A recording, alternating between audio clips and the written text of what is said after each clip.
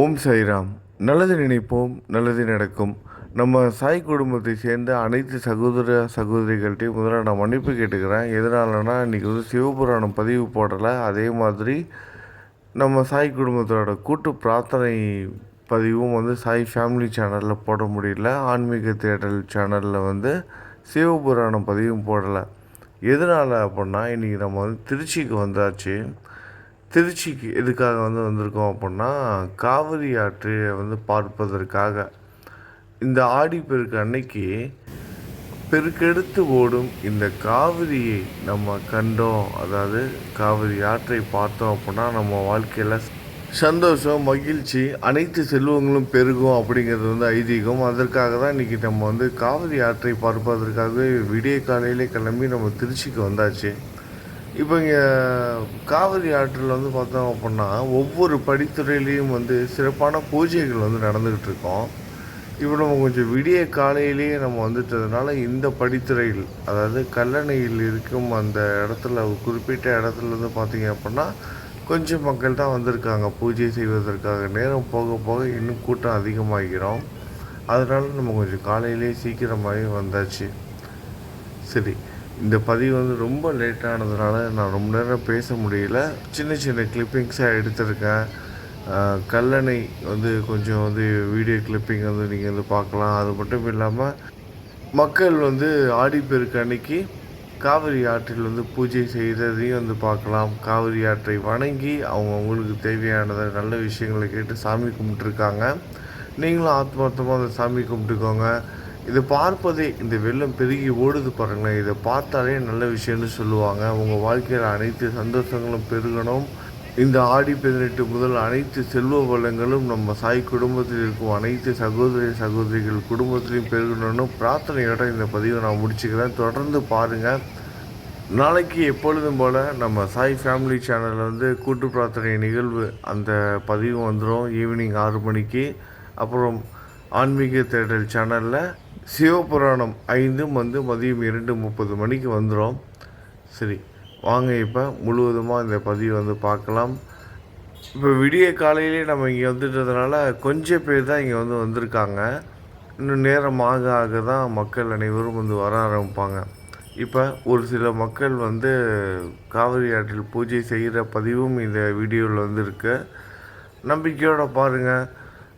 முக்கியமாக இந்த காவிரி ஆற்றில் பெருக்கெடுக்கும் இந்த வெள்ளத்தை பார்த்தாலே, ஓடும் தண்ணீரை பார்த்தாலே ஆடிப்பெருக்கு அன்னைக்கு எடுக்கப்பட்ட இந்த பதிவு ரொம்பவே சிறப்பு வாய்ந்த, சக்தி வாய்ந்ததும் கூட. உங்கள் வீட்டில் அனைத்து செல்வ வளங்களும் பெருகும், எல்லாமே நல்லதாகவே நடக்கும். நம்பிக்கையோடு முழுவதுமாக பாருங்கள், ஆத்மார்த்தமாக பாருங்கள். நீங்கள் இந்த இடத்துல இருக்கிறத இமேஜினேஷன் பண்ணிக்கிட்டு பாருங்கள், எல்லாமே நல்லதாகவே நடக்கும்.